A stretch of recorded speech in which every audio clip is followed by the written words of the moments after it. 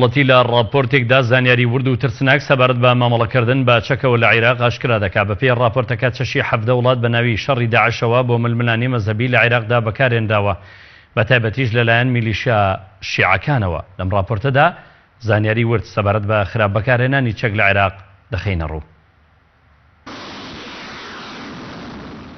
ڕێکخراوی لێبوردنی نێودەوڵەتی لە راپۆرتێکدا زانیاری ورد و ترسناک سەبارەت بە مامەڵەکردن بە چەکەوە لە عێراق ئاشکرا دەکات. بەپێی راپۆرتەکە بازرگانیکردن بە چەکەوە لە عێراق بۆتە هۆی ئەوەی گروپە میلیشیاکان تاوانی جەنگ ئەنجام بدەن و خەڵکی بترسێنن.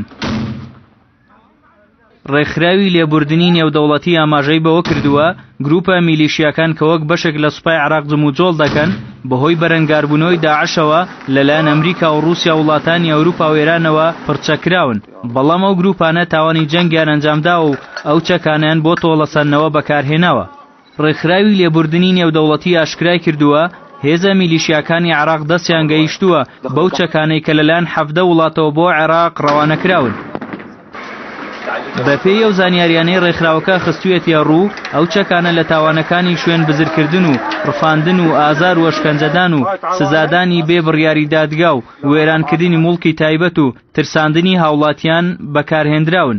بەپێی راپۆرتەکە عێراق لە سەراستی جیهان لە ڕیزی شەشەم دێت لە هاوردەکردنی چەکی قورس لە بەڵگەنامە وێنەی و ڤیدیۆیەکان و ئەو لێکۆڵینەوە مەیدانیانەی پسپۆڕانی شیکاری ڕێکخراوی لێبوردنی نێودەوڵەتیشدا کە لە حوزەیرانی 2014 لە عێراق ئەنجامیان داوە دەرکەوتووە کە چەندین جۆر چەکی قورس کە لە نێویاندا تانک و تۆپ هاوێش هەیە و بەرهەمی 16 وڵاتن گەیشتونەتە دەست ئەو گروپە میلیشیانەی کە زۆرینەیان شیعە مەزهەبن.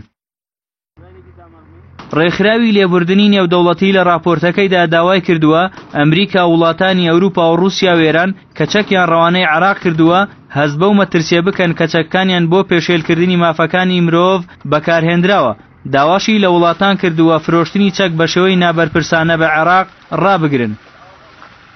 لێکۆڵەرانی ڕێکخراوی لێبوردنی نێودەوڵەتی بۆ کەمکردنەوەی مەترسی بەکارهێنانی چەک لە ململانەی مەزهەبیەکاندا داوا دەکەن هەر وڵاتێک کە چەک بە عێراق دەفرۆشێت ڕێوشوێنی تون بگرێتە بەر. دەشڵێن ئەگەر ڕێوشوێنی تون نەگیرێتە بەر پێویستە چیتر چەک بە عێراق نەفرۆشرێت.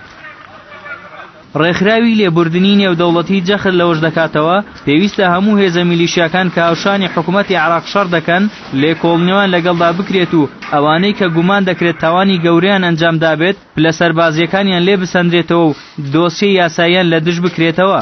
بۆ سنووردارکردنی ئەو مامەڵە خراپەی بە چەکەوە دەکرێت ڕێکخراوی لێبوردنی نێودەوڵەتی داوای کردووە عێراق هەرچی زووە ڕێکەوتنامەی بازرگانی چەک پەسەند بکات.